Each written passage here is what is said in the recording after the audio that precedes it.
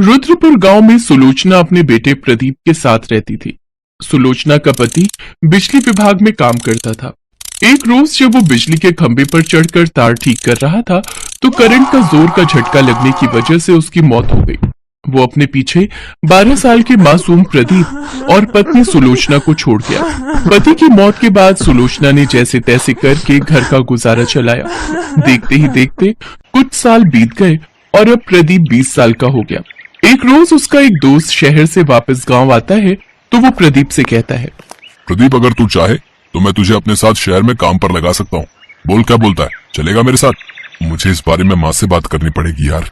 शाम को प्रदीप अपनी माँ से इस बारे में बात करता है। नहीं बेटा, तू शहर मत जा। जो शहर जाता है फिर वो लौटकर गांव नहीं आता। मैं और तू यहीं गांव में रहकर कुछ काम कर लेंगे।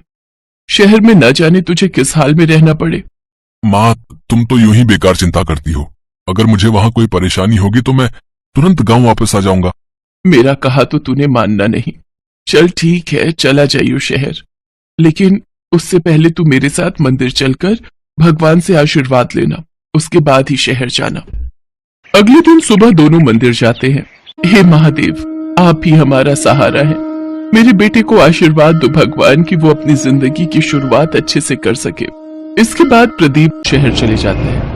तकरीबन 2 महीने बाद प्रदीप का दोस्त दिनेश किसी काम से शहर से गांव आता है तो वो सुलोचना से मिलकर कहता है, काकी, प्रदीप को शहर में नौकरी मिल गई और वो बिल्कुल ठीक है।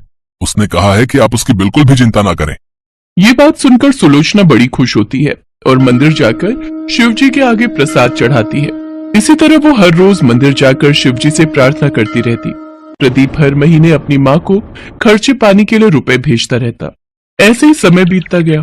प्रदीप को शहर गए 1 साल बीत गया, लेकिन पिछले 2 महीनों से न तो उसने पैसे भिजवाए और न ही उसकी कोई खबर आई। ये देख सुलोचना चिंता में पड़ गई। फिर एक दिन उसे गांव में दिनेश दिखाई दिया तो वो भागते हुए उसके पास गई और कहने लगी, अरे दिनेश, तू गांव कब आया और मेरा प्रदीप कैसा है? कई रोज हो गए उसकी कोई खबर ही नहीं आई। अब काकी, मैं आपसे मिलने ही आ रहा था। प्रदीप इन दिनों बहुत परेशान है। उसकी नौकरी चली गई है। फिर उसने खुद का काम शुरू करने की सोची, जिसके लिए उसने कर्ज उठाया, लेकिन अब कर्ज न चुका पाने की वजह से वो लोग उसे जाने नहीं दे रहे हैं। ये बात सुनकर सुलोचना के होश उड़ जाते हैं और वो दिनेश के साथ शहर चली जाती है। अरे माँ, तुम्हें यहाँ आने की क्या जरूरत थी? ये लोग तुम्हें भी पकड़ लेंगे। तू परेशान मत हो, मैंने कुछ पैसे बचा कर रखे हैं। इन लोगों को वो पैसे देकर कुछ दिन की मोहलत मांग लेंगे। फिर वो प्रदीप के साथ उस लाला के पास जाती है जिससे उसने पैसे उधार लिए थे। साहब, हमें कुछ दिनों की मोहलत और दे दीजिए। ये लड़का मेरा पैसा खाकर यहाँ से भागने की कोशिश कर रहा था और अब तू आई है यहाँ इसे ले जाने के लिए। पहले मेरे पैसे दे, तभी मैं इसे छोड़ूंगा। अभी तो मेरे पास ये कुछ पैसे ही हैं, आप इन्हें रख लीजिए। कुछ दिनों में मैं आपके सारे पैसे लौटा दूंगी। ठीक है, मैं तुम्हें 30 दिन की मोहलत देता हूँ। फिर वो दोनों मंदिर जाते हैं और परेशान होकर मंदिर के बाहर सीढ़ियों पर बैठे हुए होते हैं कि तभी उनके पास एक बुजुर्ग आदमी आता है और उनसे कहता है, क्या बात है, आप दोनों बड़े परेशान लग रहे हो। इसके बाद सुलोचना उसको सारी बात बताती है। तुम दोनों परेशान मत हो, अपने भोले बाबा बड़े दयालु हैं, वो सब ठीक कर देंगे। मैं इस मंदिर के बाहर कई सालों से रबड़ी जलेबी का ठेला लगाता हूँ, लेकिन अब मेरी उम्र हो गई है और अब मुझसे ये संभलता नहीं। अगर तुम दोनों चाहो तो मेरे ठेले पर काम कर सकते हो। जो भी कमाई होगी उसमें से 3 हिस्से होंगे, जिसमें से 2 तुम्हारे और 1 मेरा। अच्छा, अब मैं चलता हूँ। फिर वो दोनों उस ठेले पर मन लगाकर काम करने लगे। सुलोचना के हाथ की रबड़ी जलेबी लोगों को बड़ी पसंद आई। उनके ठेले पर काफी भीड़ रहने लगी, जिसके चलते उनका काम खूब अच्छा चलने लगा। कुछ ही दिनों में उन्होंने उस मंदिर के पास ही एक छोटा सा घर किराए पर ले लिया। इसी बीच मंदिर के बाहर कुछ गरीब आते थे जिनका रबड़ी जलेबी खाने का बड़ा मन होता, लेकिन अपनी गरीबी के कारण वो उसे खरीद नहीं पाते। उन लोगों को सुलोचना बिना पैसे लिए मुफ्त में रबड़ी जलेबी खिला देती थी। ऐसे ही 1 महीना बीत जाता है।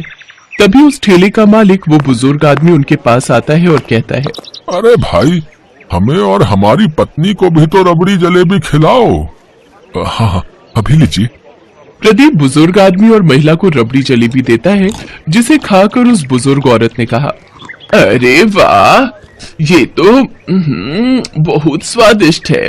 तुम दोनों तो सचमुच बहुत ही लाजवाब रबड़ी जलेबी बनाते हो। बहुत बहुत शुक्रिया। आपके कारण ही आज हम शहर में रहकर इतनी अच्छी कमाई कर पा रहे हैं। शिव जी की कृपा से हमारा काम बहुत ही अच्छा चल रहा है। रुकिए, मैं अभी आपको आपका हिस्सा देती हूँ जिसे मैंने अलग करके रख लिया है।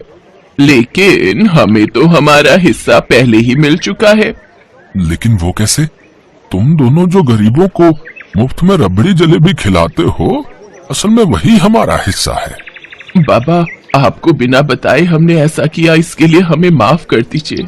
तुम हमेशा ऐसे ही जरूरतमंद गरीबों की मदद करते रहना। मैं समझूंगा कि मुझे मेरा हिस्सा मिल गया। तभी वो बुजुर्ग आदमी और औरत शिव पार्वती के रूप में प्रकट हो गए। मैं अपने सच्चे भक्तों का साथ कभी नहीं छोड़ता। तुम दोनों की मेहनत और ईमानदारी से मैं बहुत प्रसन्न हूँ। मेरा आशीर्वाद सदा तुम लोगों के साथ रहेगा। भोले बाबा, माता, आप दोनों के दर्शन पाकर तो हमारा जीवन धन्य हो गया। तुम दोनों जब भी किसी को मुसीबत में देखो तो उसकी सहायता जरूर करना।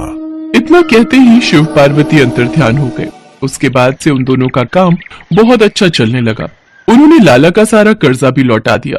साथ ही उन्होंने खुद की एक बड़ी रबड़ी जलेबी की दुकान खोल ली और एक बड़ा सा घर ले लिया। भगवान शिव पार्वती की कृपा से उनका जीवन खुशियों से भर गया।